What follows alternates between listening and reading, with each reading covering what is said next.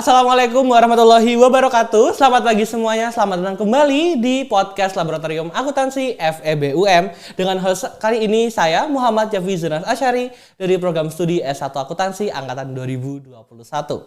Nah, di episode kemarin ya. Jadi episode ini tuh merupakan episode kedua nih dari podcast Lab Akuntansi. Pada saat episode pertama, episode perdana kita membahas tentang beasiswa Bright dari Bank BRI. Tapi sekarang kita akan membahas ke topik yang gak kalah serunya dan juga hangat-hangatnya, yaitu Get to Know Better with Pilmapres UM 2023. Nah, ngomong-ngomong soal Pilmapres nih ya, jadi Pilmapres itu tuh merupakan ajang yang ditunggu-tunggu, yang dinanti di masing-masing universitas. Karena untuk menentukan siapa sih mahasiswa yang paling berprestasi di universitas tersebut dalam berbagai kategori. Kalau ngomong-ngomong soal Pilmapres, tentu saja dong kita harus mengundang kakak-kakak dan beliau-beliau yang terlibat secara langsung di dalam Pilmapres UM 2023 ini. Yaudah, mungkin kita bisa sapa ya kakak-kakak sekalian ini. Jadi aku perkenalkan dulu ya, untuk narasumber kali ini kita ada 4. Yang pertama itu ada Pilmapres 1 tingkat sarjana, ada Kak Niluh Putu LC Safitri Damayanti. Lalu ada yang kedua, Pilmapres 1 tingkat diploma, Kak Ali Faik Pradana, dan ditemani dengan Ibu dosen pembina, yaitu Ibu Hanyar Ikrimananda, SPDM Akun, dan juga Ibu Aulia Herdiani, SPD MPD MS. Nah, gimana nih Kak kabarnya hari ini? Baik. Baik ya? Iya, alhamdulillah, baik banget. Alhamdulillah. Jadi Ibu? Alhamdulillah. Alhamdulillah. Alhamdulillah. Iya. Senang pokoknya. Gimana ya rasanya? Kan ini baru dulu batin jadi prestasi ini langsung podcast ini gimana nih? Kalau aku pastinya yang pertama bersyukur banget, senang bisa dikasih rezeki untuk jadi Mawapres tahun ini, juga bangga sama diri sendiri bisa ngeharuin departemen fakultas, bisa ngebanggain departemen fakultas, dan rasanya lega setelah perjuangan sejauh ini dari departemen sampai ke univ. Alhamdulillah hasil ya baik, dan percaya kalau ternyata hasil tidak usaha tidak mengkhianati hasil. Udah Eci gimana perasaannya? Bersyukur banget pastinya. Terus juga kadang di satu sisi masih bingung, ini benar nggak ya gitu. Cuman ya itu dia, rezeki lebih pasti datang di saat yang tepat aja sih. Oke, ini kan udah tanya-tanya ke kakaknya nih, perasaannya gimana? Kalau dari Ibu dosen pembina nih perasaannya pada saat wording, lihat kalau juara 1 nih bagi dari kategori yang sarjana maupun diploma itu sama-sama dari akuntansi, gimana nih perasaannya Ibu? Saya deg-degan. Deg-degan kok nggak ada pengumuman ya gitu. Tapi sebenarnya kan kalau kami di sini saya rasa kita bukan pembina satu-satunya ya, karena sebenarnya di tingkat universitas di tingkat fakultas ya, juga di universitas mungkin juga sudah ada pembinaan dari dosen-dosen yang lain dan civitas yang lain gitu. Jadi ya sebenarnya bukan kita satu-satunya yang membina gitu ya. Hanya pas kecipratan aja nih datang ke podcast ini gitu. Iya benar. Kalau dari saya sendiri sebenarnya haru ya, karena melihat proses mereka dari awal seleksi rekrutmen itu hingga mereka di karantina, baik itu di tingkat departemen, fakultas, yang kemudian di tingkat universitas, tahu kegiatan mereka yang juga sebagai mahasiswa itu banyak tugas, banyak kegiatan, tapi juga harus disempatkan untuk mengikuti karantina. Proses mereka yang keduanya ini sedang magang gitu ya, yang mereka harus bolak-balik dan juga harus fokus keduanya, dan mereka bisa melaksanakan itu. Kemarin ketika wordingnya sendiri kami nonton bareng gitu di departemen dan seru sekali gitu.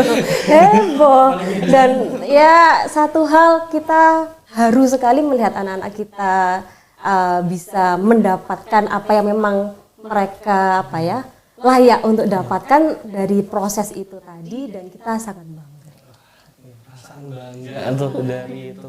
Dan juga nggak satu-satunya pembina ya. Benar. Masih banyak lagi pembina, dan ini mumpung ada Ibu Hanyar sama Bu Aulia yang jadi perwakilan dari pembina. Perwakilan saja, Iya. benar. Oke, mungkin kita lanjut ke pertanyaan berikutnya tentang motivasi ikut Mawapres itu gimana nih? Apa mungkin tertarik dengan Pilmapres itu kapan gitu? Gimana? Oke. Kalau aku sendiri tidak menargetkan Pilmapres dari awal, jujur. Tapi Eci yakin aja sih kalau memang sudah jalannya akan bertemu juga dengan Pilmapres. Yang penting kita berusaha di awal dan ikhlas menjalani, karena ini Pilmapres ternyata banyak sekali yang dipersiapkan, bukan hanya pada saat kita tahu pendaftarannya, tapi memang sejak semester 1 harus dipersiapkan, dan itu ternyata ketidaksengajaan yang menjadi berkah gitu sih Kak. Kalau dari kakak itu gimana? Kalau dari aku sendiri jujur ya, dari awal nggak tahu apa itu, bahkan Pilpres nggak tahu apa. Jadi awalnya dari dorongan, bahkan paksaan dari beberapa orang. Cuman lambat laun dari proses yang aku ikuti, aku sadar kalau ternyata nggak semua dapat kesempatan ini, dan itu jadi privilege buat aku. Jadi yang memotivasi aku untuk menjalankan proses-proses itu adalah aku harus kasih yang terbaik, karena ini nggak semuanya dapat untuk semua mahasiswa gitu, karena itu privilege dan harus dijalankan dengan sebaik mungkin. Jadi memang nggak ada motivasi tertentu atau ambisi tertentu ya untuk mengejar Pilmapres ini. Oke, kalau bisa dijelasin secara singkat aja alur dari Pilmapres itu kayak gimana, mulai dari daftar sampai di tahap akhir ini? Untuk alur seleksinya mungkin tergantung dari universitasnya masing-masing atau fakultasnya masing-masing. Kalau di fakultas kita, khususnya di Fakultas Ekonomi, itu seleksinya mulai dari tingkat departemen. Dari tingkat departemen ada seleksi, banyak juga tipe seleksinya, mulai dari karya tulis ilmiah, kemudian ada wawasan kebangsaan, tes bahasa Inggris, dan lain-lain. Itu nanti akan diambil 3 dari program sarjana untuk melanjutkan ke universitas, dan juga seharusnya 3 juga dari diploma untuk melanjutkan ke tingkat fakultas. Kemudian nanti di fakultas diseleksi lagi setelah di tingkat departemen itu. Nanti sama juga seleksinya, ada beberapa tes dan seleksi seperti kayak tadi, ada dari karya tulis ilmiah, kemudian kepribadian, wawasan kebangsaan, dan lain-lain. Itu nanti akan diambil 3 dari program sarjana dan 1 dari program diploma untuk mewakili fakultas di seleksi tingkat universitas. Kemudian nanti di universitas sama akan lebih panjang lagi seleksinya, akan ada karantina juga di situ.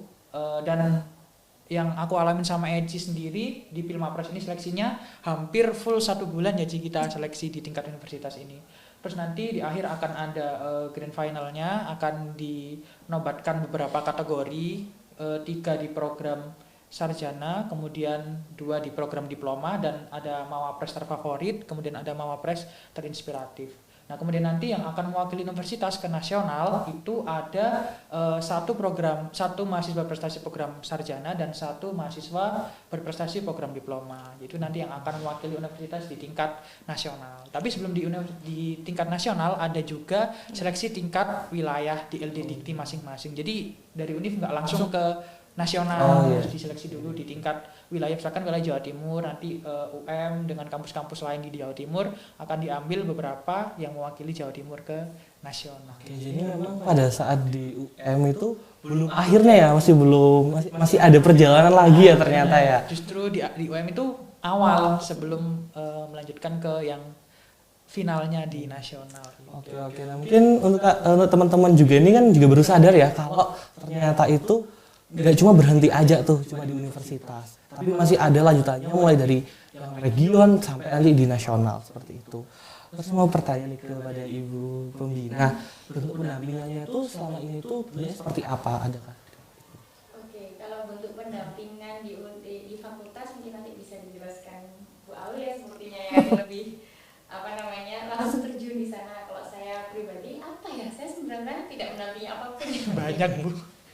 Mungkin kalau saya pribadi lebih kepada menyemangati sih. Biasanya kan tadi teman-teman ini belum sadar betul bahwa dirinya itu akan selangkah lebih maju menjadi mahasiswa berprestasi gitu ya. Mungkin belum menyangka itu belum tahu alurnya, sedetail yang dijelaskan Faik tadi, sangat detail. Nah, kemudian ya tugas saya menyemangati, mengingatkan deadline-nya. Kita tahu ya bagaimana kesibukannya mahasiswa ini, tapi ya bagaimana caranya mereka misalnya pun magangnya itu seperti 5 hari kerja gitu ya, yang 2 harinya bagaimana termanfaatkan dengan baik sampai malam-malam ya. Alhamdulillah Pak ini sangat semangat. Ya baik, seperti tadi yang sudah disinggung oleh Bu Hanjar gitu ya, bahwa kita tuh bukan satu-satunya dosen pembimbing di sini, dosen pembina. Karena baik di tingkat departemen ataupun di tingkat fakultas itu sudah ada karantina terlebih dahulu. dan ada banyak dosen yang terlibat di sana untuk pembimbingan. Yang kebetulan saya sama Bu Hanjar ini di KTI, sedangkan untuk teman-teman mahasiswa yang saat ini sedang duduk di sini, itu juga mendapatkan pembimbingan di interpersonal skills mereka, baik itu komunikasi maupun kepribadian. Nah, itu juga ada beberapa dosen untuk masing-masing bidang. Nah, itulah pembimbingan yang kami lakukan karena kami sadar memang satu privilege untuk mahasiswa yang bisa dikirim ke ajang ini adalah bahwa mereka memiliki portofolio prestasi, baik itu akademik ataupun non-akademik, baik itu di ilmiah yang bidang-bidang ilmiah ataupun yang non-ilmiah pun tidak masalah. Nah, untuk communication skill ataupun kepribadian itu mungkin mereka tidak pernah memikirkan sebelumnya bahwa wah, saya harus mendalami itu juga, apalagi yang wawasan kebangsaan ya. Nah, itulah yang berusaha untuk lebih ditingkatkan, berusaha untuk diperdalam lagi dari proses karantina. Sedangkan kalau KTI kami hanya tinggal memoles saja karena mereka berdua sudah sangat luar biasa. Oke, baik Bu, terima kasih. Kalau boleh tanya, itu kan ada portofolio nih. Artinya memang untuk Pilmapres ini harus ada kegiatan lomba, dan apakah mengandalkan IPK saja itu bisa nggak Bu? Oke, baik. IPK itu sangat penting, terutama kalian mahasiswa gitu ya, yang kalian tidak hanya berhenti di kegiatan kampus saja, melainkan itu bisa jadi nanti satu referensi bagi pengguna kalian nanti, tempat kalian untuk kerja, bahwa oh iya, dengan IPK segini kalian mampu di bidang kalian. Tapi di sini sebagai mahasiswa juga sebaiknya kita juga mengembangkan diri. Nah, salah satu dari banyak sekali opsi yang bisa dilakukan adalah dengan mengikuti banyak kegiatan, entah itu yang bersifat kompetisi ataupun yang tidak. Nah, portofolio itulah yang kemudian digunakan sebagai seleksi awal gitu, untuk memutuskan bahwa mahasiswa tersebut bisa dikirim ke ajang ini. Nah, mungkin itu juga yang bagi mahasiswa Departemen Akuntansi perlu dari dini gitu ya, dari kalian mungkin awal masuk Departemen Akuntansi, jika ingin duduk di sini gitu ya, terutama gitu sebagai mahasiswa berprestasi, dari awal masuk sudah memikirkan bahwa oh ya, saya juga harus lebih berkegiatan tidak hanya di kelas saja, melainkan mengikuti kompetisi ataupun kegiatan-kegiatan lain yang bisa mengembangkan diri kalian. Gitu. Gitu, terima kasih. Ini udah dapat insight ya, kalau misal memang sebagai mahasiswa itu memang tidak hanya fokus di kelas aja, kita masih ada banyak kegiatan, baik itu lomba maupun non lomba. Nah, ini mau tanya nih ke kakak nih, kalau berdasarkan pengalamannya nih, hal yang perlu disiapkan itu apa saja? Terus kan konotasinya itu biasanya ada pertanyaan khusus kayak, kalau bahasa Inggris itu apakah benar-benar perlu banget ya pinter bahasa Inggris? Gitu gimana Kak? Oke, izin menjawab. Kalau untuk setiap perlombaan pasti ada dasar dan bagaimana dia akan memilih pemenangnya gitu. Nah, kebetulan Pilmapres ini ada beberapa yang perlu dipenuhi, seperti capaian unggulan, ada kepribadian, wawasan kebangsaan, dan juga ada bahasa Inggrisnya. Jadi kalau untuk penting atau tidak, penting karena masuk dalam proses seleksi, tapi bukan merupakan hal yang utama. Itu sih kalau boleh ditekankan. Jadi jangan takut untuk mencoba karena masih banyak aspek yang mungkin kita sendiri melihat A, tapi orang lain melihat B gitu. Jadi masih banyak kemungkinan untuk bisa masuk sebagai mawapres. Gitu. Oke, jadi memang bahasa Inggris itu bukan benar-benar kunci utamanya ya, masih ada hal-hal lain yang dipertimbangkan untuk ikut dalam Pilmapres ini. Oke, baik. Nah, mau tanya sekali lagi nih, untuk daftar Pilmapres ini, kakak ini daftarnya pertama kali daftar atau mungkin tahun lalu pernah nyoba-nyoba? Gimana ya? Kalau aku pertama kali. Pernah kali. Oke. Tahu aja baru ya, jadi baru pertama kali. Oke. Mungkin kelihatan dari muka-mukanya yang agak canggung gini. Baru pertama kali ya. Jadi memang masih ada dari awal, masih belum ada gambaran pada saat pertama kali terjun ke dunia Pilmapres itu. Oke, Oke, menarik nih. Jadi mungkin teman-teman ya, jadi nggak usah khawatir kalau misalnya teman-teman kayak nggak pernah pengalaman ikut Pilmapres. Ini kakak-kakak di sebelah kita ini, meskipun mereka pertama kali, mereka bisa langsung dapat nominasi Pradika Pertama. Jadi tidak menutup kemungkinan teman-teman juga bisa seperti itu. Oke, selanjutnya suka dan duka sahabat Pilmapres nih, gimana? Suka dan duka ya. Yang pertama pastinya sukanya dapat banyak ilmu baru, pengalaman baru, relasi baru, teman-teman baru. Itu yang paling benar-benar aku syukuri di sini, karena mulai dari karantina tingkat departemen, tingkat fakultas, tingkat universitas, itu banyak banget hal-hal yang aku baru belajar dan baru aku dapatkan di sini. Kalau nggak ikut Pilmapres mungkin aku nggak dapat materi-materi atau ilmu-ilmu ini. Itu yang sukanya. Terus juga sukanya yang paling aku rasain itu ya itu dapat teman baru. Jadi yang sebelumnya mungkin circleku cuma di tingkat fakultas aja, cuma kenal anak manajemen, anak ekonomi pembangunan, tapi setelah ikut Pilmapres ini jadi banyak kenal dari fakultas-fakultas lain, dan itu menurutku sangat impact banget ke aku, jadi banyak relasinya gitu. Terus kalau dukanya ya pressure ya, kalau aku sendiri pressure mulai dari manajemen waktuku, gimana cara aku buat kontrol waktuku buat ngerjakan penugasan ataupun hal-hal yang harus aku penuhi di Pilmapres ini. Kemudian juga di samping itu aku ada kewajiban untuk kuliah dan juga magang. Itu sih yang jadi dukanya, cuman di pressure itu aja. Kalau dari Kak Eci sendiri bagaimana? Mungkin tambahan sedikit ya, kalau bener kuantitas relasinya makin luas, tapi di sini juga kualitas relasinya makin tidak terbayangkan akan bisa berkolaborasi sama teman-teman Mawapres dari fakultas lain, bahkan dari jurusan lain. Kemarin sempat dari EKP, dan itu menjadi bonding yang benar-benar bisa untuk kedepannya, bukan hanya sekarang gitu.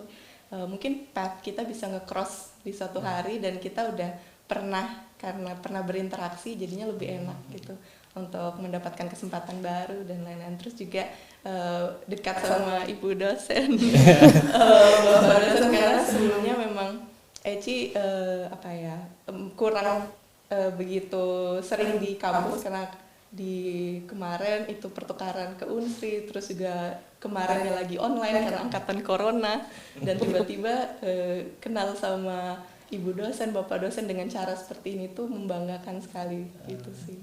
Ya, jadi memang meskipun ada beberapa duka, tapi sukanya tuh banyak ya. Oke, baik-baik. Kalau dari Ibu Daniel sama Ibu Aulia, kesan dan pesan selama membimbing kakak-kakak ini gimana? Mungkin apakah ada kendala tersendiri gitu berhubungan dengan kakak-kakak ini? Kesiapan?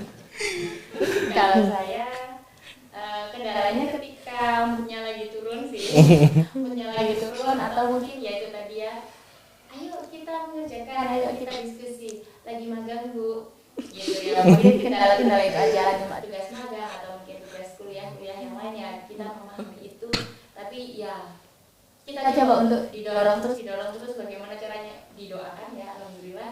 Kemudian ya dia bergerak di 2 hari yang menurut saya itu ya dia harus mengatur dirinya sendiri dengan di rumahnya sendiri ya, maksudnya aktivitas domestiknya gitu, tapi dia juga ternyata bisa melangkah sampai sekarang. Hampir sama sebenarnya, karena jujur ketika proses pembimbingan kemarin itu saya merasa seperti mahasiswanya lebih sibuk daripada saya, daripada pembimbingnya gitu. Itu sangat bisa dimaklumi karena mereka juga sedang magang gitu ya. Mereka sudah magang, harus magang, kemudian harus karantina, sehingga porsi untuk pembimbingan itu mau nggak mau memang harus dilakukan, tapi juga dengan waktu yang sangat terbatas. Dan ya saya tidak tahu itu bisa dikatakan duka atau seperti apa, tapi saya melihat sekali effort mereka yang besar juga ada raut-raut kelelahan juga dengan mereka. Itu yang sebenarnya agak yang kayak aduh tega nggak sih ini untuk meminta mereka mengerjakan ini itu dan seterusnya. Tapi alhamdulillah 2 orang ini sangat luar biasa sekali sehingga bisa catch up dengan semua yang kita berikan gitu, semua yang kita minta. Gimana nih setelah mendengar nih dari Masih terlalu dibaguskan. Sebenarnya lebih Iya, mungkin di kesempatan ini kami juga berterima kasih banyak karena dua orang mahasiswa deadliners ini tetap mau diberikan ruang, padahal ya untuk meminta tolong ke ibu dosen saja udah sungkan, apalagi sudah mepet waktu, apalagi ingat sekali waktu itu. Iya Bu, besok dikumpul. tapi lusa baru tapi kemarinnya baru mulai lagi gitu. Emang mengakui bahwa proses manajemen waktu kita masih belajar ya, manajemen stres, manajemen kesehatan, semua lah jenis manajemen kita masih belajar. Jadi ya puji Tuhan, terima kasih Ibu masih mau menerima kami jadi anak bimbingannya, itu aja. Ini ngomong-ngomong soal respon nih. Jadi kan kalau dari Ibu Mira dosen juga sudah dapat responnya. Tapi kalau dari respon orang tua dan keluarga sendiri itu setelah mengetahui itu bagaimana? Yang pertama pasti orang tuaku kaget ya, kok bisa anaknya yang kayak diem-diem aja nggak ngapa-ngapain tapi tiba-tiba kok berani-beraninya ikut ajang Pilmapres ini gitu. Tapi ya di sisi lain orang tua ya pastinya bangga dan juga tetap mendoakan selama aku proses Pilmapres itu biar aku dapat dan juga bisa ngasih yang terbaik atas kesempatan yang ada ini. Itu sih pasti. Mungkin kalau Eci emang dari pertama kali proses seleksi motivasinya itu keluarga. Iya dibilang diri sendiri, pengen membanggakan diri sendiri, fakultas, jurusan. Tapi mungkin kalau gue jujur, faktor keluarga memang paling utama. Jadi tanpa mereka, Eci juga nggak bisa kuat di kos, berjuang dengan segala aktivitas, terus juga tetap bisa melanjutkan walaupun pernah hampir menyerah. Itu memang semua karena doa dan restu orang tua sih. Jadi gimana perasaan mereka terharu, senang juga, langsung vikol sih waktu itu sempat. Sama teman-teman di Kupang juga ya semuanya pada nggak percaya juga sama kayak Faik, cuman ya mungkin karena mereka yang mendorong dan melihat kekuatan Eci lebih dari yang Eci lihat, jadinya mereka bilang iya kamu pantas mendapatkannya gitu. Jadi itu jadi kekuatan sendiri sih. Memang faktor lain yaitu ada keluarga itu ya, dari support keluarga sendiri itu memang sangat penting ya untuk mendorong kita gitu. Oke, baik. Ini pertanyaan terakhir nih sebelum itu. Nah, sebelum nanti pindah ke Ibu Mina, tips and triknya nih buat teman-teman dan adik-adik ya yang semester awal-awal yang masih bingung tentang Pilmapres itu, untuk persiapannya tuh gimana biar mereka bisa lebih mudah, biar nggak kaget kayak gimana? Kalau dari Eci sendiri, ini memang kan seperti yang tadi Eci bilang, ketidaksengajaan yang berujung berkah. Jadi mungkin karena sekarang dunia digital sudah makin luas, sudah ada podcast akuntansi juga. Semoga ini pemasarannya sampai ke telinga adik-adik juga supaya persiapannya tidak jadi ketidaksengajaan lagi, memang disengaja dan lebih di-effort lagi. Karena kita nggak akan tahu apa kesibukan kita yang akan menuntun kita ke arah ke depannya gitu. Memang sibuk semua mahasiswa, tapi sibuk apa gitu. Kadang kita juga ngerasa sibuk, tapi sibuknya itu tidak membangun apa yang kita tuju gitu. Jadi mungkin dipilah sibuknya seperti apa, karena seperti Ibu Aulia bilang memang mahasiswa sekarang banyak sekali tuntutan karena MBKM dan lain-lain, tapi mulai disaring satu persatu supaya tidak overwhelm dan akhirnya kesibukannya itu lebih produktif untuk kedepannya, termasuk ke Pilmapres. Ya, mungkin aku tambahan aja. Tadi kan Eci sedikit singgung tentang motivasi untuk ikut Pilmapres ini.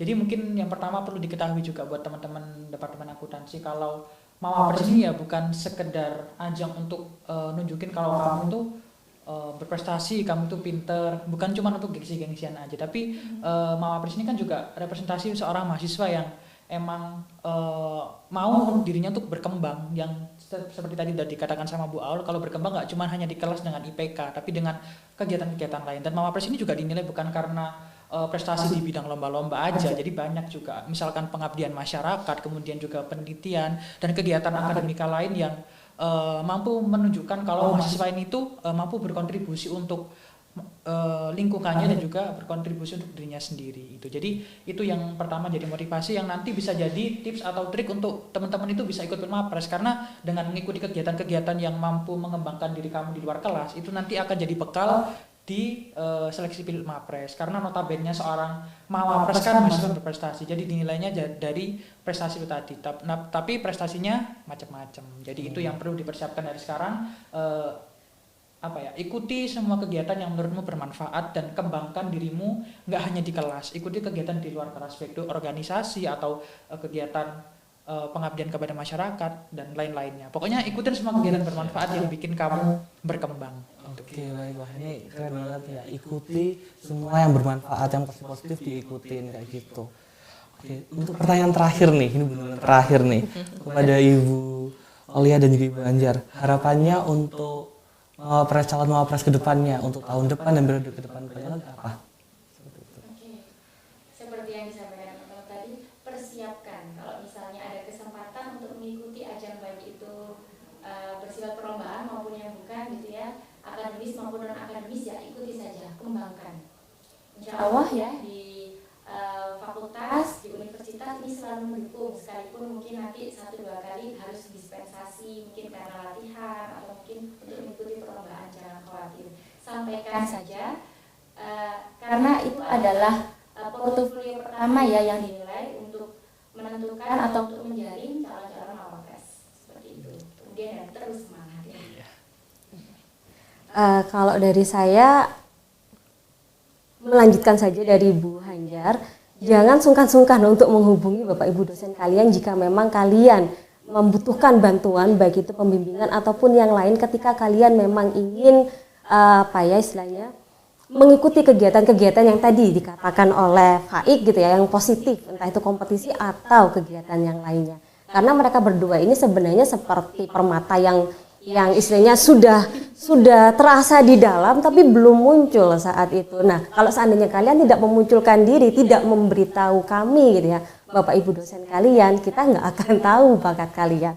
Oleh karena itu, jangan sungkan-sungkan untuk menghubungi Bapak Ibu dosen kalian jika memang membutuhkan apapun untuk mengembangkan diri. Begitu saja. Oke, wah. Ternyata ya informasi, terus juga pesan-pesan dari kakak-kakak, terus juga dari Ibu dosen pembina itu juga banyak sekali dan juga bisa menjadi motivasi dan pesan teman-teman untuk bisa menjadi calon Pilmapres tahun depan, calon mawapres ke depannya. Nah, juga agar kita semua bisa meraih prestasi, juga banyak sekali hal-hal yang bisa kita lakukan biar lebih bermanfaat. Nah, kami ucapkan terima kasih banyak ya kepada Kak Eci, Kak Faik, Bu Hajar dan juga Bu Aulia sudah menyempatkan waktunya dan juga sharing-sharing bareng ya sampai kasih motivasi panjang lebar kepada teman-teman. Nah, sampai jumpa semuanya di podcast selanjutnya dan tentu saja kita akan bersama dengan materi dan topik-topik yang gak kalah kece-nya. Jangan lupa cek juga di akun media sosial dan juga channel YouTube dari Departemen Akuntansi. Akhir kata, wassalamualaikum warahmatullahi wabarakatuh. Waalaikumsalam warahmatullahi wabarakatuh.